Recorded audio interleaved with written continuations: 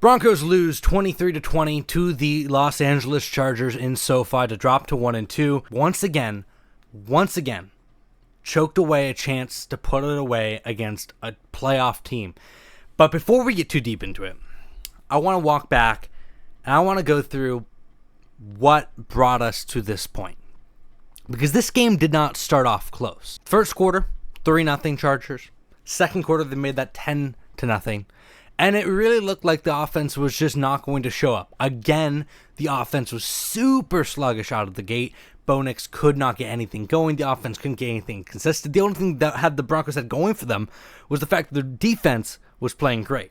Sound familiar? It looked like the Broncos just were never going to get off their feet. But then, Bo Nix finds Courtland Sutton 52 yards, wide open touchdown. Broncos make it 10-7 before halftime. They come out at halftime. J.K. Dobbins, touchdown. It's now 14-10. The Broncos have the lead. They tack on a field goal. It's 17-10.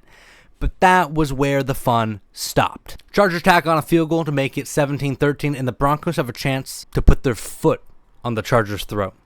They drive down the field, and they get into first and goal. But then just the cacophony of errors continues. Troy Franklin plays the ball poorly. One thing leads to another, and the Broncos are kicking the field goal. It's 20-13. Still touchdown lead. Well, you're playing a quarterback on the other side that actually can finish games. Now, that's not to say that he didn't get help. The Broncos gave the Chargers incredible field position by not one, not two, not three, but 4 penalties, including a late hit, holding, pass interference. This game was so sloppy, and the refs sucked. Don't get it twisted. The refs sucked. But the Broncos gave this game away. They give the Chargers great field position. They go down the field. Finally, in the red zone, Justin Herbert under pressure. There may have been a hold, but who cares? Didn't get called. Herbert rolls out to his left, moving in his pocket, finds in the end zone Keenan Allen, who beats Riley Moss. The Chargers have a 20-20 game. At that point in the game, it felt pretty much over. It felt, even though there was still time on the clock, still 2.5 minutes. You had that feeling that the Broncos just couldn't do it. Broncos get the ball back. And when I tell you that Courtland Sutton was open, another pass the Bo Nix missed. He missed a few passes in this game. This one hurt the most. Maybe Sutton slowed down. Maybe Nix just overthrew him. Wide open, Nix misses him. It's third down. But then Bo Nix gives us hope. If you thought about being a Bo denier, Bo made you a believer again. Third down, Nix scrambles, finds the first, just short. 4th and inches. And instead of going for it, Sean Payton decides to trust his defense and punt it to the Chargers. Chargers go down the field, cut like a knife through butter, easy, and kick the field goal to win it 23-20. Heartbreak again for Denver. This game was particularly depressing for me, and the reason for that being, it just felt like the same old, same old. The team, once again, had the second best quarterback. They had the second best receiving core. They had the second most disciplined team. They had the second best coach. And like we've seen so many times, the Broncos are unable to close it out. I thought this tweet put it pretty well, at Robbie_NFL. Bo Nix had a chance to close out both LA losses last year. Had a chance to beat the Bengals in overtime when Mims was wide open. Could have closed out the game against Indy last week and had at least 3 chances to close out today. He didn't make a single play in any of those 5 games. Now, I don't want to give up hope on Bo. I like Bo. I think he has some great talent, but that's concerning. 5 games you had a chance to close out. I haven't seen him step up in that moment. I need to see Bo Nix compete and to win the game for the Broncos, not just not lose the game. This is the AFC.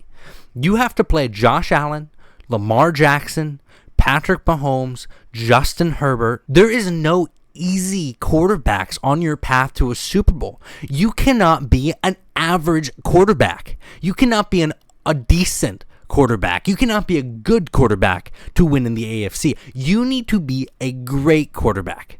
You have to be able to duel Mahomes, Allen, Jackson, Herbert. These are the best of the best. These are the best quarterbacks in the world. And Nick's more and more isn't showing his ability to rise above and to take hold of a game. More and more, we're seeing Nick's be fine. He has some flash, but he can't set his feet.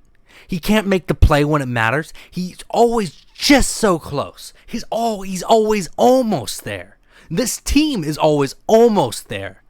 They're always the team that, well, they're good. If you take away this specific thing, well, then they're good. If they just did this, they'd be good. How many games have we seen where they were this close? We already had the games where they were this far away. I mean, the Dolphins game is the best example of any team being blown out.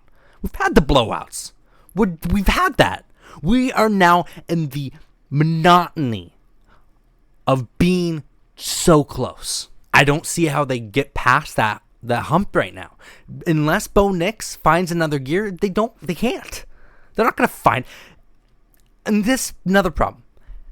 Sean Payton doesn't think it's a problem. This is Sean Payton after the game on Bo Nix. I thought he was throwing it really accurate. What are we doing? Bo Nix was 14 of 25 today. Okay, well, that's not advanced numbers, and you can still be accurate. Yes. All right. In the key moments, how many missed throws did Bo Nix have? I counted at least 3. That's supposed to be his selling point. Low ceiling, but high floor. His footwork continues to be terrible. He continues. I've never seen a quarterback who makes simple passes look as hard as Bo Nix does. He's constantly doing these little jump passes. He's never calm in the pocket. And that can get better. That can get better. But that quote from Sean Payton, the coach, who thought this was good, the coach who didn't think there was a problem last week when the special teams didn't know the rules, you can't get better if you don't think you have something to improve. And that's my problem with this team, is they're stuck in second gear. They're not a bad team. They're a fringe playoff team. How long are they going to be a fringe playoff team? How long are they going to, what are they going to do to take it to the next step? When's Bo Nix going to be a top 10 quarterback? When is R.J. Harvey going to get involved in the offense? He had 2 carries. 2 carries. What about Pat Bryant? Jahdae Barron? The rookies are nowhere to be seen. Nowhere to be seen. The offensive line, while maybe individually they grade out well, together as a unit has not been good this season. They're not doing a good job as cohesively play to play. They're not doing a good job. Wattenberg is atrocious in the middle center. He has been a liability over and over for this team. Garrett Bowles had an awful face mask penalty in this game, and he's, been probably one of their best offensive linemen, him and Quinn Myers. I've been disappointed by Quinn Myers this season, though. He's supposed to be the best guard in the league, and he's been fine. Fine. This is a team of fine. Bo Nix is fine. J.K. Dobbins is fine. Cortland Sutton is fine. Evan Ingram, if he's healthy, is fine. The defense apparently is just fine. Everyone thought this was the 2015 defense. This isn't the 2015 defense. This isn't even close to 2015 defense. This is a solid defense. This is a good defense that can shut down bad teams. They have some great moments. They're not great. Vance Joseph, he's a fine DC. He has great moments. It's not great. Sean Payton's play calling. A lot of people criticize that. I don't really know if that's an issue. Obviously, maybe you go for that on 4th and inches. I get trusting your defense. I don't think he was a problem today. But at some point, you need to outcoach the other guys. You're Sean Payton. I need you to pants the other coaches. I needed to be, oh man, you're playing Sean Payton. Hasn't been that. He's the third best coach in his division. That's not good enough. It's not good enough. And that's the problem with this game. Is once again, they're not good enough. Once again, they're so close. I don't know when it's going to change. I don't know what they're going to do to fix it. And that purgatory of being fine, it's worse than being bad.